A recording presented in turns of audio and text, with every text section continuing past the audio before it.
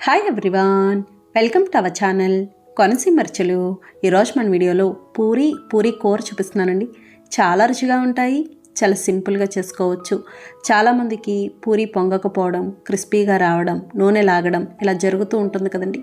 ఈ విధంగా చేసి చూడండి, ప్రతి పూరీ పొంగుతుంది, చాలా సాఫ్ట్గా బాగా వస్తాయి, నూనె కూడా లాగదు. ముందుగా పిండి కలుపుకుందాం. పూరీకి 2 కప్పుల గోధుమ పిండి తీసుకున్నాను. మనకి బయట పూరీ పిండి అని విడిగా దొరుకుతుందండి, కానీ అది అవసరం ఉండదు, అందులో మైదా కలుస్తుంది. మనం గోధుమ పిండితో చేసినా కూడా చాలా బాగా వస్తాయి. ఇందులో తగినంత ఉప్పు, కొద్దిగా పంచదార, 3 స్పూన్ల నూనె వేసుకోవాలి. పంచదార వేయడం వల్ల పూరీలు బాగా పొంగుతాయి. చపాతీ పిండి కలిపిన, పూరీ పిండి కలిపిన కొంచెం నూనె వేసి కలుపుకుంటేనే పిండి బాగుంటుంది. ఇలా బాగా కలుపుకున్నాక తగినన్ని నీళ్లు పోసి పిండి సాఫ్ట్గా కలుపుకోవాలి. నీళ్ళు ఎక్కువ పట్టవండి, చూసి వేసుకోవాలి. ఒకేసారి ఎక్కువ వేసుకోకుండా చూసుకుంటూ వేసుకోవాలి. పిండి చాలా సాఫ్ట్గా ఉండాలి, గట్టిగా ఉండకూడదు. గట్టిగా ఉంది అంటే పూరీలు కూడా చాలా గట్టిగా వచ్చేస్తాయి. చూడండి, ఇలా బాగా కలుపుకున్నాం కదా, ఈ విధంగా ఉండాలి. మూత పెట్టేసి 20 నిమిషాల పాటు నానబెట్టుకోవాలి. ఇది నానే లోపల కూర చూద్దాము. బంగాళదుంప ముక్కలు ఇలా కట్ చేసుకోవాలి. మీడియం సైజ్ బంగాళదుంప ఒకటి తీసుకున్నాను. క్యారెట్ ముక్కలు, క్యారెట్ చిన్నది ఒకటి సరిపోతుందండి. కూరగాయ ముక్కలు మరీ ఎక్కువ వేసినా అంత బాగుండదు. 1/2 కప్పు పచ్చి బఠానీ వేసుకోవాలి. ఇందులో తగినన్ని నీళ్లు పోసి ఉడికించుకోవాలి. అలాగే కొంచెం ఉప్పు కూడా వేసుకోవాలి. కూరగాయ ముక్కలు చప్పగా లేకుండా ఉంటాయి. ఇవి చాలా త్వరగా ఉడుకుతాయండి, పెద్ద టైం పట్టదు. కుక్కర్లో పెట్టద్దు, కుక్కర్లో పెడితే మరీ మెత్తగా అయినట్టు అయిపోతాయి. పూరీ కూర ఎక్కువగా ఉల్లిపాయ ముక్కలు మాత్రమే వేస్ట్ చేస్తారు, ఇంకేమీ వేయరు. కానీ ఇలా బంగాళదుంప, క్యారెట్, పచ్చి బఠానీ వేసింది కూడా చాలా బాగుంటుంది. చూడండి, ఇలా బాగా ఉడికినాయి కదా, ఇలా ఉడికితే సరిపోతుంది. ఇప్పుడు మళ్ళీ ఇంకొక ప్యాన్ పెట్టి నూనె వేసుకోవాలి. నూనె వేడయ్యాక 1 స్పూన్ శనగపప్పు, 1 స్పూన్ మినపప్పు, 1/2 స్పూన్ జీలకర్ర, 1/2 స్పూన్ ఆవాలు వేసి ఫ్రై చేసుకోవాలి. పోపంతా ఇలా బాగా వేగాక కొద్దిగా కరివేపాకు, పచ్చిమిర్చి ముక్కలు, పచ్చిమిర్చి 5 కాయలు. పూరీ కూర కొంచెం కారంగా ఉంటేనే బాగుంటుంది, ఎందుకంటే శనగపిండి వేస్తాం కాబట్టి. సన్నగా పొడుగ్గా కట్ చేసిన ఉల్లిపాయ ముక్కలు, మీడియం సైజు ఉల్లిపాయలు 3, కొద్దిగా పసుపు, తగినంత ఉప్పు వేసి కలుపుకోవాలి. ఉప్పు మనం కూరగాయ ముక్కల్లో కూడా వేసామండి, ఇక్కడ చూసి వేసుకోవాలి. చూడండి, ఉల్లిపాయ ఇలా బాగా మగ్గింది కదా, ఇలా మగ్గితే సరిపోతుంది. ఇలా మగ్గాక మనం ముందుగా ఉడికించుకున్న కూరగాయ ముక్కలు నీళ్లతో సహా వేసుకోవాలి. ఇప్పుడు మళ్ళీ తగినన్ని నీళ్లు పోసుకోవాలి. నీళ్లు కాస్త ఎక్కువే పడతాయి, ఎందుకంటే శనగపిండి వేస్తాం కాబట్టి మరీ చిక్కగా ఉన్నట్టుంటుంది. ఇలా ఇవన్నీ వేసి బాగా కలుపుకోవాలి. మీడియం ఫ్లేమ్లో 3 నిమిషాల పాటు ఉడికించుకోవాలి. ఇది ఉడికే లోపల శనగపిండి కలుపుకుందాం. 3 స్పూన్ల శనగపిండి తీసుకోవాలి. ఇందులో తగినన్ని నీళ్లు పోసి ఉండలు లేకుండా పల్చగా కలుపుకోవాలి. చిక్కగా ఉండకూడదండి. మనం తీసుకున్నది 3 స్పూన్లైనా క్వాంటిటీ ఎక్కువే అవుతుంది. చూడండి, ఇలా బాగా కలుపుకున్నాం కదా, ఈ లోపల కూర కూడా బాగా ఉడికింది. మనకి ఇక్కడ బంగాళదుంప ముక్కలు, క్యారెట్ ముందే ఉడికించాం కదండి, ఇంకా పెద్ద టైం పట్టదు. 2-3 నిమిషాలు కూడా ఉల్లిపాయ ముక్కలు ఉడకడానికి.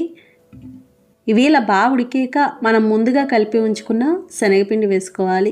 శనగపిండి కూడా మొత్తం అంతా ఒకేసారి వేసుకోకూడదండి, సగం వేసుకొని అంతగా పల్చగా ఉంటే ఇంకొంచెం వేసుకోవచ్చు. అలాగే శనగపిండి వేసాక ఇది కాస్త చిక్కగా ఉంది కదండి, ఇంకొంచెం నీళ్లు పోస్తున్నాను. ఇలా చూసి నీళ్లు పోసుకోవచ్చు. ఇది 1 నిమిషం పాటు ఉడికించుకుంటే సరిపోతుంది, ఎక్కువసేపు కూడా అవసరం ఉండదు. చూడండి, ఇలా బాగా ఉడికింది కదా, ఈ విధంగా ఉండాలి. ఇప్పుడు స్టవ్ ఆఫ్ చేసుకోవాలి. ఇంతేనండి, పూరీ కూర తయారైంది. మనకి పిండి కూడా బాగా నానింది. మీకు టైం ఉంటే కనుక అరగంట అయినా నానబెట్టుకోవచ్చు. మళ్ళొకసారి కలుపుకోవాలి. ఇలా బాగా కలుపుకున్నాక పిండి ముద్దలన్నీ సమానంగా చేసుకోవాలి. ఇలా చిన్నగా ఉండాలి. పూరీ, చపాతీ, పుల్కా వీటి అన్నిటికీ కూడా పిండి సాఫ్ట్గా కలుపుకోవాలి. పిండి కలుపుకునే దాన్ని బట్టి ఉంటుంది. చూడండి, పిండి ముద్దలన్నీ ఇలా చేసుకున్నాం కదా, ఇప్పుడు పొడిపిండి అద్దుకొని చిన్న చిన్న పూరీల్లాగా ఒత్తుకోవాలి. ఇవి మరీ పల్చగా ఉండకూడదు, మరీ మందంగా ఉండకూడదు, సమానంగా ఉండాలి. బాగా పల్చగా ఉన్నా కూడా సరిగ్గా పొంగదు. చూడండి, ఈ విధంగా ఉండాలి. ఇలా ఉంటే సరిపోతుంది. ఇది ఒత్తుకున్నాక ఒకసారి 2 చేతుల్లో వేసుకొని అటు ఇటు అంటే ఎక్కువగా ఉన్న పిండి వచ్చేస్తుంది. మీకు నూనె కూడా పాడవదు. చూడండి అన్నీ ఇలా చేసుకున్నాం కదా. ఇప్పుడు డీప్ ఫ్రై చేసుకుందాం. డీప్ ఫ్రైకి సరిపడా నూనె పెట్టుకోవాలి. నూనె వేడి అవ్వాలి.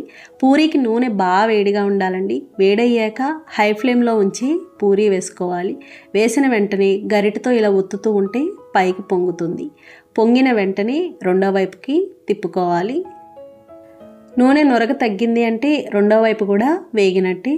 ఇప్పుడు ఇది ప్లేట్లోకి తీసుకోవాలి. ఇదే విధంగా అన్ని పూరీలు వేయించుకోవాలి. ఇలా గరిటతో ఒత్తుతూ ఉండాలండి. నూనె బాగా వేడిగా ఉండాలి. అంతగా నూనె మరీ ఎక్కువ వేడుంది అనుకుంటే అప్పుడు మీడియం ఫ్లేమ్లో పెట్టుకోవచ్చు. నూనె సరిగ్గా వేడవకపోయినా, పిండి గట్టిగా ఉన్నా, బాగా పల్చగా ఒత్తినా కూడా పూరీలు పొంగవు, గట్టిగా వచ్చేస్తాయి. అలాగే పూరీని కూడా ఎప్పుడు ఇలా లైట్గానే వేయించుకోవాలండి. ఎక్కువ ఎర్రగా వచ్చేంత వరకు వేయించుకోకూడదు. అలా వేగితే క్రిస్పీగా ఉన్నట్టుంటాయి, నూనె లాగుతాయి. ఇలా అయితే సాఫ్ట్గా ఉంటాయి. ఇంతేనండి, పూరీ కూర తయారైంది. చూడండి ఎంత చక్కగా ఉన్నాయో. వీడియోలో రాగి ఉప్మా చూపిస్తున్నానండి. చాలా రుచిగా ఉంటుంది. చాలా సింపుల్గా చేసుకోవచ్చు. మనం ఎప్పుడూ చేసే ఉప్మాలా కాకుండా ఇలా ఒకసారి రాగి పిండి వేస్ట్ చేసి చూడండి. చాలా చాలా బాగుంటుంది. ఇంట్లో అందరూ ఇష్టంగా తింటారు. సాఫ్ట్గా బాగా వస్తుంది. ఇది చేయడానికి కూడా పెద్ద టైం పట్టదు. సింపుల్గా తక్కువ టైంలో కొత్తగా ట్రై చేయొచ్చు. రాగి ఉప్మాకి ముందుగా స్టవ్ ఆన్ చేసి ప్యాన్ పెట్టి నూనె వేసుకోవాలి. కొంచెం వేసుకుంటే సరిపోతుంది. ఇది రాగి పిండి ఉప్మా రవ్వ వేయించుకోవడానికి. నూనె వేడయ్యాక చిన్న గ్లాస్తో అర గ్లాస్ రాగి పిండి తీసుకున్నాను. అర గ్లాస్ రాగి పిండికి అర గ్లాస్ ఉప్మా రవ్వ వేసుకోవాలి. బొంబాయి రవ్వ ఉంటుంది కదండి, అది. ఇలా రాగి పిండి ఉప్మా రవ్వ వేసి మీడియం ఫ్లేమ్లో 1-2 నిమిషాలు వేయించుకుంటే సరిపోతుంది. అదైనా రాగి పిండి పచ్చివాసన లేకుండా ఉంటుందని మరీ ఎక్కువసేపు కూడా అవసరం ఉండదు. చూడండి 2 నిమిషాల తర్వాత ఈ విధంగా ఉంటుంది. ఇప్పుడు స్టవ్ ఆఫ్ చేసుకోవాలి. ఇప్పుడు ప్యాన్ పెట్టి నూనె వేసుకోవాలి. ఉప్మాకి నూనె కాస్త ఎక్కువే పడుతుంది. ఉప్మా ఏదైనా సరే నూనె ఎక్కువ వేసుకోవడం వల్ల కొంచెం సాఫ్ట్గా వస్తుంది. నూనె వేడయ్యాక అర స్పూన్ శనగపప్పు, అర స్పూన్ మినపప్పు, పావు స్పూన్ జీలకర్ర, పావు స్పూన్ ఆవాలు వేసి ఫ్రై చేసుకోవాలి. అలాగే ఏ ఉప్మాకైనా పోపు గింజలు మరీ ఎక్కువ వేసుకుంటే అంత బాగుండదు. చూడండి ఇలా సగం వేగినాయి కదా. ఇలా సగం వేగాక 2 స్పూన్ల జీడిపప్పు, కొద్దిగా కరివేపాకు వేసి ఫ్రై చేసుకోవాలి. ఇలా సగం వేగాక వేసుకుంటే అన్నీ సమానంగా వేగుతాయి. చూడండి పోపు ఇలా బాగా వేగింది కదా. ఇలా వేగాక చిన్నగా కట్ చేసిన అల్లం ముక్కలు, అల్లం అరించి తీసుకున్నాను. సన్నగా పొడుగ్గా కట్ చేసిన ఉల్లిపాయ ముక్కలు, చిన్న ఉల్లిపాయ 1, పచ్చిమిర్చి ముక్కలు, పచ్చిమిర్చి 4 కాయలు, చిన్నగా కట్ చేసిన టమాటో ముక్కలు, చిన్న టమాటో 1 తీసుకున్నాను. ఇలా కూరగాయ ముక్కలన్నీ వేసి ఫ్రై చేసుకోవాలి. అలాగే ఉప్మాలో చాలామందికి టమాటో నచ్చదండి. ఒకవేళ టమాటో వద్దు అనుకుంటే మానేయచ్చు. ఇవి ఇలా బాగా మగ్గినాయి కదా. ఇలా మగ్గితే సరిపోతుంది. ఇప్పుడు ఇందులో ఉప్మా రవ్వ, రాగి పిండి కలిపి 1 గ్లాస్ తీసుకున్నాం కదండి. 1 గ్లాస్కి అదే గ్లాస్తో 3 గ్లాసుల నీళ్లు పోసుకోవాలి. కరెక్ట్గా సరిపోతాయి. ఇలా నీళ్లు పోసుకున్నాక తగినంత ఉప్పు వేసి కలుపుకోవాలి. నీళ్లు మరగాలి. చూడండి నీళ్ళు ఇలా మరుగుతూ మొదలైనవి కదా. ఇప్పుడు ఒకసారి రుచి చూసుకొని ఉప్పు తగ్గితే ఉప్పు వేసుకోవచ్చు. మళ్ళీ వేసుకోవడానికి కుదరదు. నీళ్ళు ఇలా మరిగినాయి కదండి. ఇప్పుడు లో ఫ్లేమ్లో పెట్టి మనం ముందుగా వేయించుకున్న రాగి పిండి, ఉప్మా రవ్వ కొంచెం కొంచెం వేస్తూ కలుపుకోవాలి, ఉండలు లేకుండా. రాగి పిండి ఉంది కాబట్టి కాస్త ఉండకట్టినట్టు అవుతుంది. కంగారు పడక్కర్లేదు. గరిటతో ఇలా మెదుపుకుంటూ ఉంటే ఉండకట్టకుండా ఉంటుంది. వెంటనే దగ్గర పడిపోతుంది. ఇలా కలుపుతూ ఉండాలి. కలుపుతూ ఉండడం వల్ల అడుగంటకుండా ఉంటుంది, ఉండకట్టకుండా ఉంటుంది.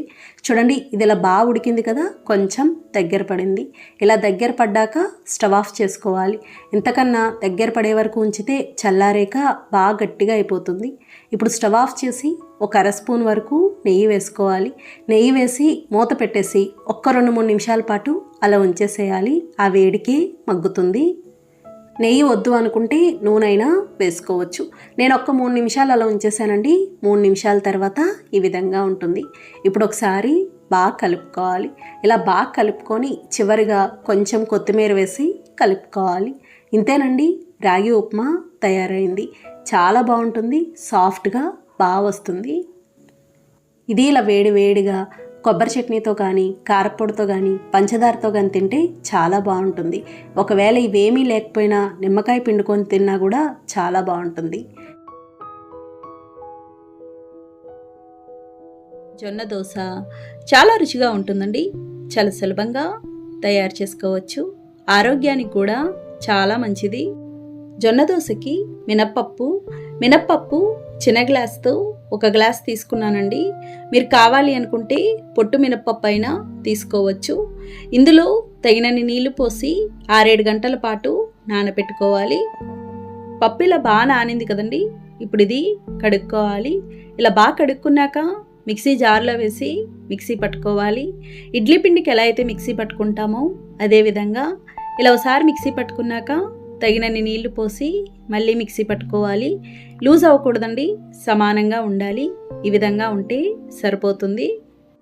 సగం పిండి వరకు ఒక గిన్నెలోకి తీసుకొని కొద్దిగా పిండి మిక్సీ జార్లో ఉంచేసేయాలి. ఇప్పుడు ఇందులో జొన్న పిండి వేసుకోవాలి. 1 గ్లాస్ మినప్పప్పుకి 2 గ్లాసుల జొన్నపిండి వేసుకోవాలి. నేను పచ్చ జొన్నపిండి తీసుకున్నానండి. ఇందులో 2 రకాలు ఉంటాయి, తెల్ల జొన్నపిండి, పచ్చ జొన్నపిండి. మీకు నచ్చినది ఏదైనా తీసుకోవచ్చు. ఇలా 2 గ్లాసులు వేసుకొని తగినన్ని నీళ్లు పోసి మళ్ళొకసారి మిక్సీ పట్టుకోవాలి. ఈ దోశలకి బియ్యం అవసరం ఉండదండి. చూడండి, ఇలా మిక్సీ పట్టుకున్నాం కదా. ఇప్పుడు ఇది ఆ పిండిలో వేసి కలుపుకోవాలి. ఇలా కలుపుకొని వెంటనే దోశ వేసేసుకోవచ్చండి. పులియాల్సిన అవసరం ఉండదు. రేపు ఉదయం బ్రేక్ఫాస్ట్కి నేను ముందు రోజు నైట్ ఇలా పిండి తయారు చేసుకొని ఫ్రిడ్జ్లో పెట్టుకుంటున్నాను. బయట ఉంచితే బాగా పుల్లగా అయిపోతుంది, దోశలు కూడా పుల్లగా ఉంటాయి. ఇది మరుసటి రోజు ఉదయం. ఇందులో తగినంత ఉప్పు, తగినన్ని నీళ్లు పోసి కలుపుకోవాలి. ఈ పిండికి నీళ్ళు ఎక్కువ పట్టవండి, చూసి వేసుకోవాలి. మరీ పల్చగా ఉన్నా కూడా సరిగ్గా రావు. చూడండి, ఈ విధంగా ఉంటే సరిపోతుంది. ఇప్పుడు దోశ వేసుకుందాము. స్టవ్ ఆన్ చేసి పెనం పెట్టుకోవాలి. పెనం వేడవ్వాలి. పెనం బాగా వేడిగా ఉండాలండి. వేడయ్యాక మీడియం ఫ్లేమ్లో పెట్టి ఈ విధంగా దోశ వేసుకోవాలి. దోశ వేసుకున్నాక హై ఫ్లేమ్లో పెట్టి కాల్చుకోవాలి. సరిగ్గా వేడవకుండా వేస్తే అంటుకుపోయినట్టు అయిపోతాయి. ఇలా దోశ వేసుకున్నాక కొద్దిగా నూనె వేసుకోవాలి. నూనె వద్దు అనుకుంటే నెయ్యి అయినా వేసుకోవచ్చు. చూడండి, ఇది ఇలా కాలింది కదా. ఒకవైపు కాలితే సరిపోతుంది, రెండో వైపు అవసరం ఉండదు. ఇప్పుడు ఇది ప్లేట్లోకి తీసుకోవాలి. ఇదే విధంగా మిగతా అన్ని దోశలు వేసుకోవాలి. మీరు కావాలి అనుకుంటే దోశ వేసుకున్నాక ఉల్లికారమైనా రాసుకోవచ్చు. లేదు అంటే ఉల్లిపాయ ముక్కలు, క్యారెట్ తురుమైనా వేసుకోవచ్చు. చాలా బాగుంటాయండి. కాకపోతే మన మామూలు దోశలంతా క్రిస్పీగా ఉండవు. వేడి మీద కొద్దిగా క్రిస్పీగా అనిపిస్తాయి, చల్లారితే మెత్తబడతాయి. బియ్యం లేవు కదా, అందుకని. ఇది కూడా ఇలా కాలింది కదా. ఇప్పుడు ఇది ప్లేట్లోకి తీసుకోవాలి.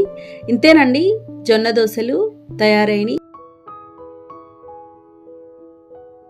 గోధుమ రవ్వతో మసాలా కిచిడి చూపిస్తున్నానండి. చాలా రుచిగా ఉంటుంది. చాలా సింపుల్గా చేసుకోవచ్చు.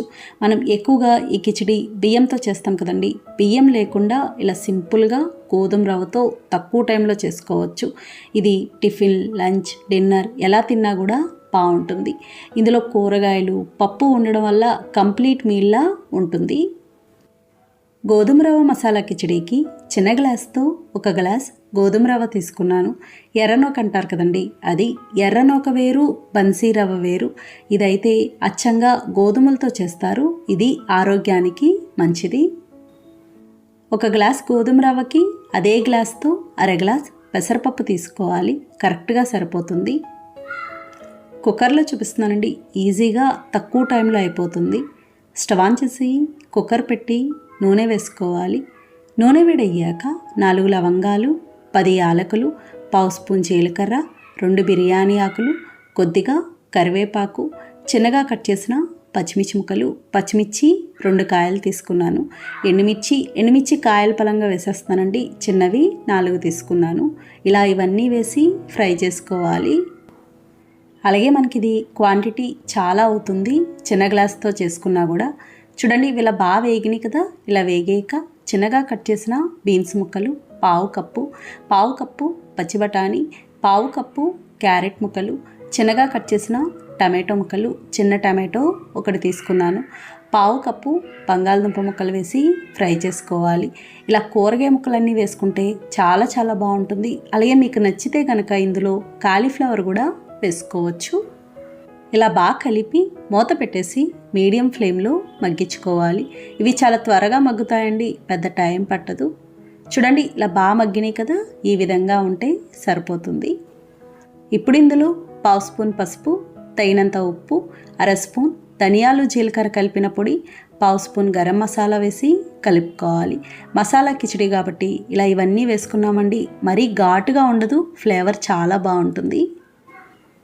ఇలా బాగా కలుపుకున్నాక గోధుమ రవ్వ పెసరపప్పు కలిపి 1.5 గ్లాస్ కదా, 1.5 గ్లాస్కి అదే గ్లాస్తో 4 గ్లాసుల నీళ్లు పోసుకోవాలి. నీళ్లు కాస్త ఎక్కువే పడతాయి, కిచిడి గట్టిగా ఉంటే అంత బాగుండదు. ఇలా నీళ్లు పోసుకొని కలుపుకోవాలి. ఒకసారి రుచి చూసుకొని ఉప్పు తగ్గితే ఉప్పు వేసుకోవచ్చు. నీళ్లు మరగాలి. ఇవి మరిగే లోపల పెసరపప్పు, గోధుమ రవ్వ కడుక్కోవాలి. చూడండి ఇలా బాగా కడుక్కున్నాం కదా, ఈ లోపల నీళ్ళు కూడా మరిగినాయి. నీళ్ళు ఇలా మరిగాక మనం ముందుగా కడుక్కున్న పెసరపప్పు, గోధుమ రవ్వ వేసి కలుపుకోవాలి. చేసినట్టు కూడా అనిపించదండి, చాలా సింపుల్గా తక్కువ టైంలో అయిపోతుంది. అలాగే డైట్ చేసే వాళ్ళకి కూడా బాగుంటుంది. చూడండి ఇలా గోధుమ రవ్వ పెసరపప్పు వేసి బాగా కలుపుకొని కుక్కర్ మూత పెట్టేసి హై ఫ్లేమ్లో 1-2 విజిల్స్ రానివ్వాలి. 2 విజిల్స్ వస్తే సరిపోతుంది. ఆవిరిపోయాక మూత తీసి కలుపుకోవాలి. చూడండి ఎంత చక్కగా ఉడికిపోయిందో, ఇలా ఉడికితే సరిపోతుంది. కాకపోతే ఇది గట్టిగా ఉంది కదండి, కిచిడి ఇంత గట్టిగా ఉంటే బాగుండదు. ఒకవేళ మీరు ఇలా తినడం నచ్చుద్ది అనుకుంటే ఇలా తినచ్చు, లేదా ఇంకాస్త నీళ్లు పోసుకొని కొంచెం పలచగా చేసుకోవచ్చు. నేను ఇంకొక గ్లాస్ వరకు నీళ్లు పోస్తున్నాను. ఇలా చూసి వేసుకోవాలి. అంతగా అవసరమైతే ఇంకొక అర గ్లాస్ అయినా వేసుకోవచ్చు. నీళ్లు పోసుకొని ఇలా బాగా కలిపి 1-2 నిమిషాల పాటు మీడియం ఫ్లేమ్లో ఉడకనివ్వాలి. చూడండి ఇది ఇలా బాగా ఉడికింది కదా, ఇలా ఉడికితే సరిపోతుంది. ఇప్పుడు పోపు పెట్టుకుందాం. కన్సిస్టెన్సీ ఇలా ఉండాలండి, గట్టిగా ఉంటే అంత బాగుండదు. పోపు కోసం ప్యాన్ పెట్టి నూనె వేసుకోవాలి. నూనె కానీ నెయ్యి కానీ ఏదైనా వేసుకోవచ్చు. నూనె వేడయ్యాక పావు స్పూన్ జీలకర్ర, 2 స్పూన్ల జీడిపప్పు వేసి ఫ్రై చేసుకోవాలి. ఒకవేళ జీడిపప్పు మీకు ఇష్టం లేదు అనుకుంటే మానేయచ్చు. ఇది ఇలా బాగా వేగాక స్టవ్ ఆఫ్ చేసుకోవాలి. స్టవ్ ఆఫ్ చేసుకొని 1 స్పూన్ కసూరి మేతి, కసూరి మేతి అంటే ఎండు మెంతాకు ఉంటుంది కదండి, అది చిన్నగా కట్ చేసిన కొత్తిమీర, అర స్పూన్ కారం వేసి కలుపుకోవాలి. ఆ వేడికే అవి వేగిపోతాయి. ఇలా బాగా కలుపుకొని మనం ముందుగా చేసుకున్న కిచిడీలో వేసి కలుపుకోవాలి. ఇలా కలుపుకొని మూత పెట్టేసి 1 నిమిషం పాటు మీడియం ఫ్లేమ్లో ఉడకనివ్వాలి. పోపు వేసాక ఇంకొకసారి ఉడకనిస్తే బాగుంటుంది. 1 నిమిషం తర్వాత ఈ విధంగా ఉంటుంది. ఇప్పుడు స్టవ్ ఆఫ్ చేసుకోవాలి. ఇంతేనండి, గోధుమ రవ్వతో మసాలా కిచిడి తయారైంది. చాలా చాలా బాగుంటుంది. ఇది ఇలా వేడివేడిగా తింటే బాగుంటుంది. ఇంకా దీనిలో కాంబినేషన్గా ఏమీ అవసరం ఉండదు. పిల్లల నుండి పెద్దవాళ్ళ వరకు అందరూ ఇష్టంగా తింటారు. చూసారు కదా ఫ్రెండ్స్, చాలా సులభంగా తయారు చేసుకున్నాం. నచ్చిందండి వీడియో మీకు? నచ్చితే లైక్ చేయండి, షేర్ చేయండి, కామెంట్ చేయండి. Thank you for watching.